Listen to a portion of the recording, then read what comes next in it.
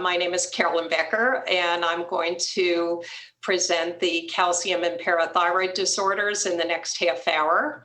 And these are my disclosures, writing for up to date. So I'd like to begin to make sure we're all on the same page in terms of calcium and parathyroid. And I like this nomogram, which shows calcium in millimoles per liter here on the x-axis, going from low calcium to high calcium, and parathyroid hormone, PTH, on the y-axis, going from low to high.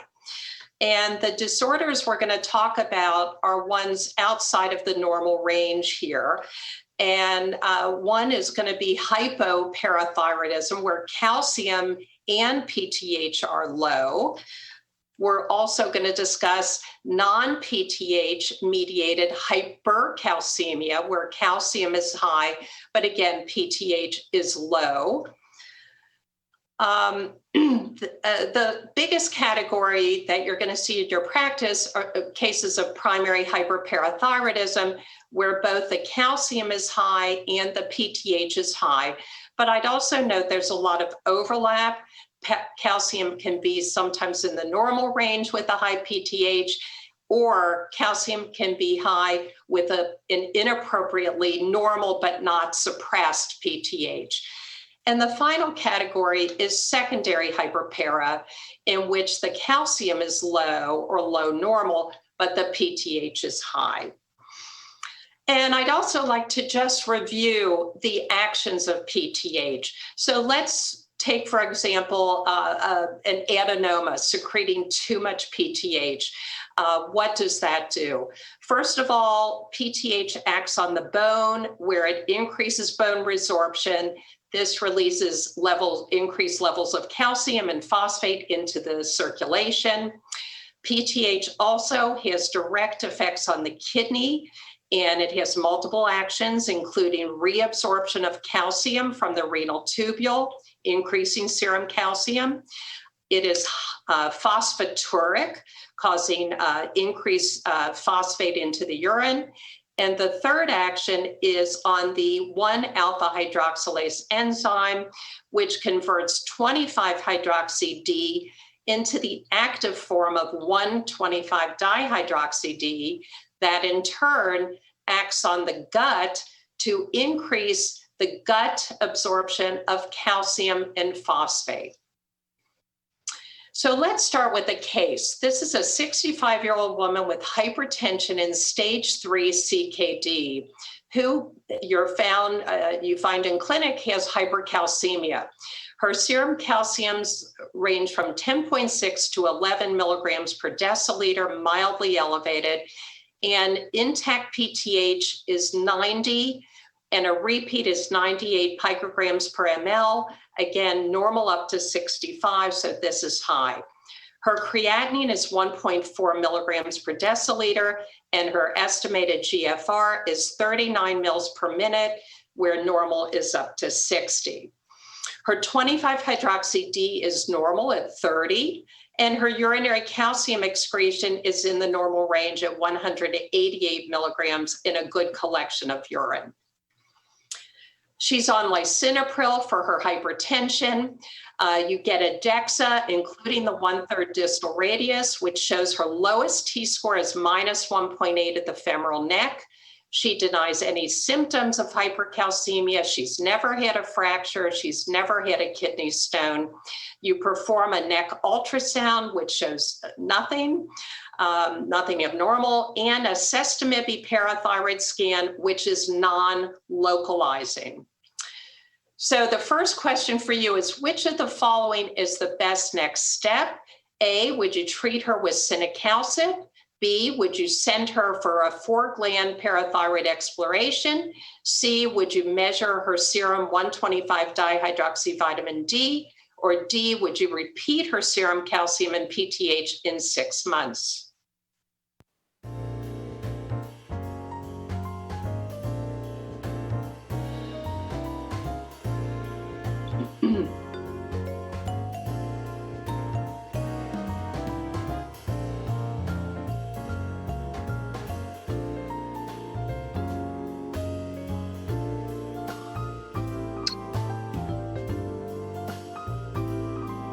little more time here. Okay. So most of you are picking D, repeat the serum calcium in 6 months. Some of you are picking C, measure the 125. And a minority of you are picking send for the 4-gland exploration, which is actually the correct answer. So this is good. I always like to be able to teach you something. And I think this is an important point. So let's go over this case. This is a lady with really asymptomatic primary hyperparathyroidism, mild. But I'm telling you that the correct answer is actually to send her for surgery. So A, Cinacalcet, which few of you picked, can be used as a bridge to surgery in medically unstable patients with primary hyperpara. But this is a stable, healthy patient who meets criteria for surgery and agrees to surgery. So there's no role for Cinacalcet, a calcimimetic here. Why does she meet criteria for surgery? It's due to her low GFR. She meets the criteria based on that alone. Therefore, you need to first look for an adenoma, which was done and was negative. And if that is so, the next step is to send her to surgery for a 4-gland exploration to find the cause of her primary hyperpara. The measurement of 125 dihydroxyvitamin D, it's something we sometimes do in patients with CKD when we're trying to figure out is this primary or secondary hyperpara. But in this case, she clearly has primary hyperpara with a high calcium, high PTH, and CKD. So this is not necessary. Repeating calcium and PTH, which a lot of you picked, would be appropriate if she says, I'm not going to have surgery, I refuse, or she fails a surgical cure. So an important teaching point. Let's go over the evaluation of asymptomatic primary hyperpara. It's important to check all of these things: calcium, phos, alk phos, renal function, intact PTH, and 25D. A 24-hour urine for calcium and creatinine excretion, and then you can measure the calcium creatinine clearance ratio, which is a simple formula. This is mainly useful in young patients presenting with primary hyperpara, where you want to make sure they don't have familial hypercalcemic hypocalciuria, but that's pretty rare in a patient presenting at age 60 who would have been hypercalcemic her whole life. Getting a DEXA is another important part of the evaluation of asymptomatic primary hyperpara and was done in this patient. Important to include the 1/3 distal radius, since that's the bone most affected by high PTH. Other things to consider are vertebral spine imaging by X-ray or vertebral fracture assessment on DEXA to see if indeed she has an asymptomatic fracture of her spine, a symptom of osteoporosis. A stone risk assessment may be useful if she has high urinary calcium, or abdominal imaging with a KUB or even a CT or ultrasound to look for silent stone disease, which would be another indication for surgery. Once you've done this, here are the surgical criteria for asymptomatic primary hyperpara: a serum calcium greater than 1 milligram per deciliter above normal, a DEXA T-score of -2.5 or lower at any site, spine, hip, or wrist, a creatinine clearance less than 60 cc per minute, age less than 50. Other criteria can be if you find that fracture on imaging, or she has high stone risk or stones on imaging. So in this patient, it was the creatinine clearance being low, the low GFR, that gives you the criterion for surgery. Due to this, she needs surgery, and since nothing localized, the correct answer for her is a 4-gland parathyroid exploration. Now, what if she refuses surgery? What about medical management of primary hyperpara? Well, for patients who have osteoporosis and primary hyperpara, there are data showing that bisphosphonates can help slow or stop the bone loss. So can estrogens, so can SERMs, such as raloxifene or Avista. Cinacalcet, Sensipar, can be used for patients with symptomatic hypercalcemia who refused or cannot go through surgery, but it will not improve their bones. It does not help their osteoporosis if they have osteoporosis. Also important in the medical management of primary hyperpara, do not calcium restrict these patients. They will just have a higher PTH and lose more bone. We maintain calcium intake at a moderate level, 800 to 1,000 milligrams of elemental calcium per day, and we keep the vitamin D up to about 30 nanograms per ml to prevent secondary hyperpara, again, with more bone loss and higher risk for fractures. Now, there is a differential diagnosis of primary hyperpara that I just want to quickly go through. Most cases are what we call sporadic, not genetic, not hereditary, over 90% of cases. Some are drug-induced, particularly with lithium or thiazides. But I do want to call your attention that 10% of patients with primary hyperpara have a genetic or hereditary form. Most important not to miss are MEN1 patients. These often present young with kidney stones, primary hyperpara, and are at risk for pituitary and pancreatic lesions and other diseases, MEN2A, and these others are more rare, but always think about these in a younger person or someone who presents with atypical primary hyperpara, more than one nodule, recurrent hyperpara, etc. So let's move on to another case. This is a 64-year-old woman who has a DEXA after falling and breaking her arm, her right humerus. This shows osteopenia at the spine, but she has osteoporosis at the hip sites. You do a workup which shows her total and ionized calcium levels are normal, but PTH comes back 3 different occasions high. With normal up to 65, she has high levels on 3 different days. Her creatinine is normal, GFR is normal, 25D, phosphate, and 24-hour urine calcium excretions are all normal. She's not on lithium or hydrochlorothiazide. She feels completely well other than getting over her broken arm. Here's your first or another ARS, second ARS. What is the most likely diagnosis? A, secondary hyperparathyroidism. B, normocalcemic hyperparathyroidism. C, renal leak hypercalciuria. Or D, occult malabsorption. And I'll let you take a few seconds to vote here.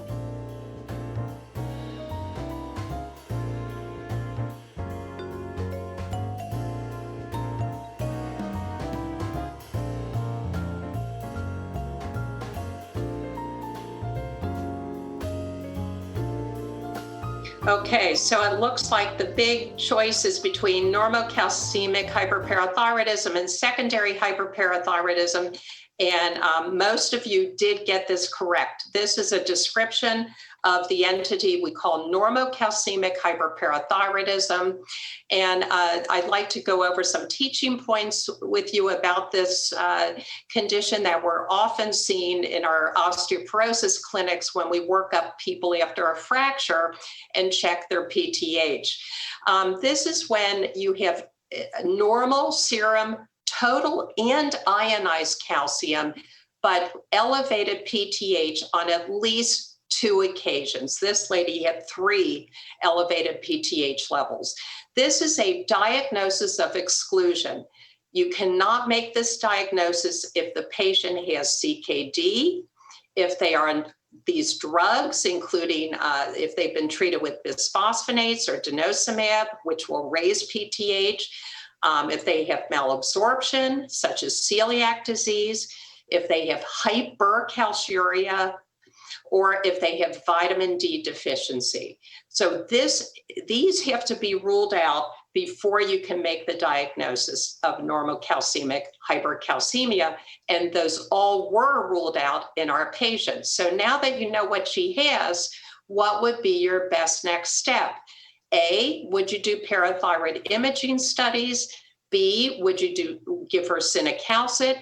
C, would you check calcitriol? Or D, would you recheck serum calcium and PTH in 1 year?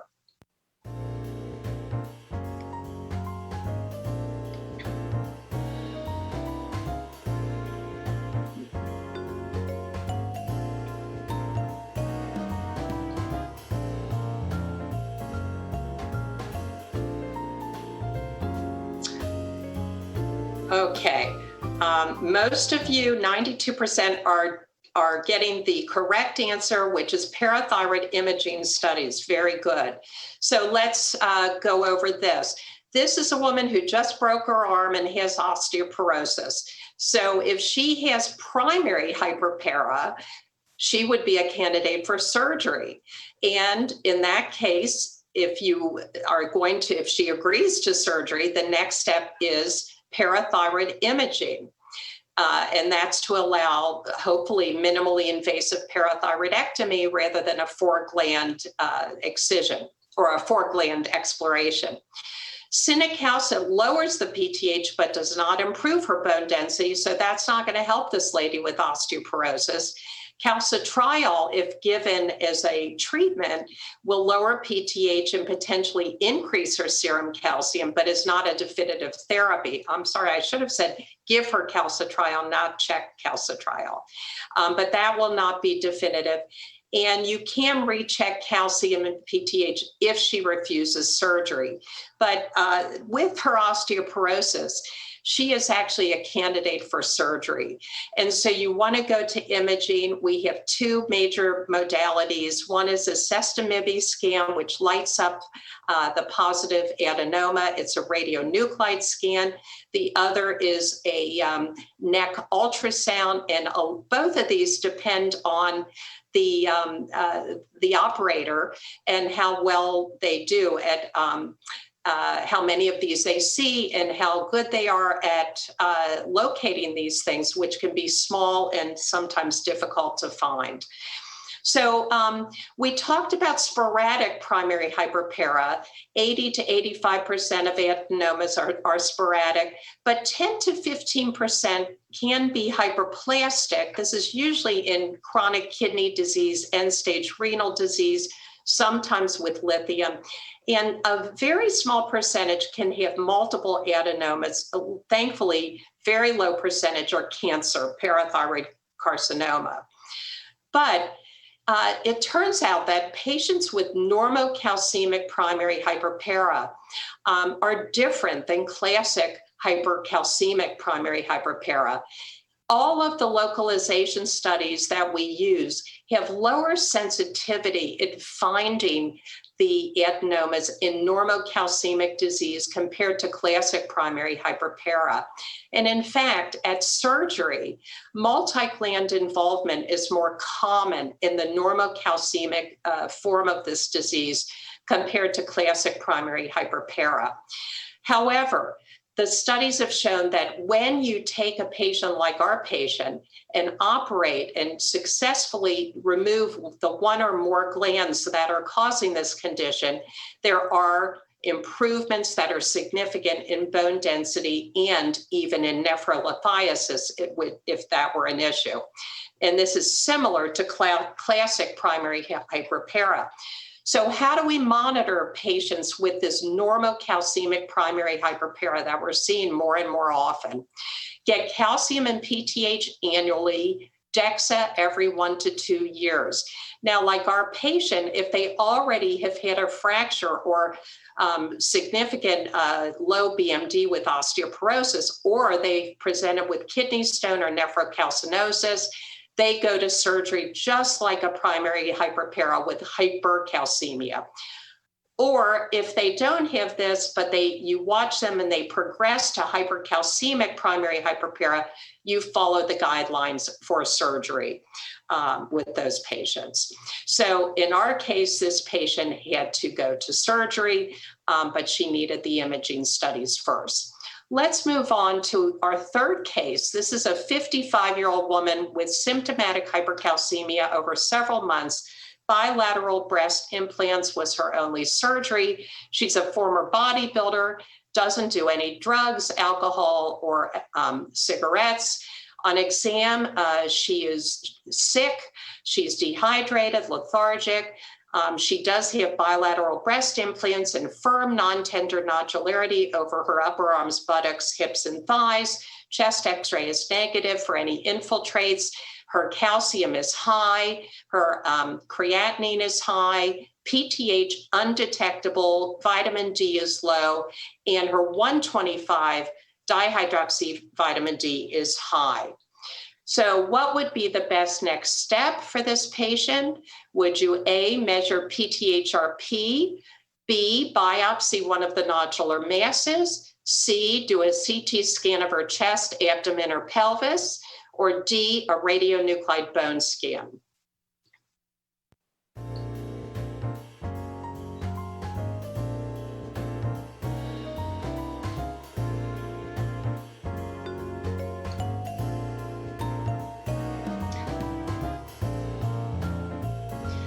I think many of you are going for the CT scan of the chest, abdomen, and pelvis, others for a PTHrP. So for sake of time, I'm going to go on here. The correct answer is actually to do a biopsy of one of the masses, though a CT scan of her chest, abdomen, and pelvis wouldn't be wrong, but would not give the answer, the correct answer to what is going on with her. So let's discuss this interesting case. The key finding on her labs, if you look back, was she had an elevated 125 dihydroxy vitamin D level in the setting of hypercalcemia and undetectable PTH. This is the clue to her diagnosis. This 125 level should be low, not high, and that's the key. So what causes that, we'll go through, but the biopsy of one of her masses that you felt on exam revealed silicone-induced granulomata with activated macrophages secreting 125D, and this is a case of a foreign body reaction and hypercalcemia. Here, let me just show you with a case of sarcoid, another granulomatous disease, how this works. Here, the activated sarcoid granuloma in the lungs has the 1-alpha hydroxylase enzyme, just like the kidneys, and converts 25 to 125D. And that in turn suppresses PTH, activates bone resorption, releases calcium and phos from bone, acts on the kidneys to increase urinary calcium absorption, and also acts on the, does not increase calcium absorption, but increases urinary calcium excretion, leading to kidney stones and hypercalciuria, and also increases gut absorption of calcium. So this is what happened in this patient. She had multiple silicone implants. She was a bodybuilder, and this was an MRI of her buttocks and thighs. And this is part of what we look for in non-PTH mediated hypercalcemia, part of the what I like to call the absorptive hypercalcemic, which can be from excess exogenous vitamin D, such as vitamin D intoxication.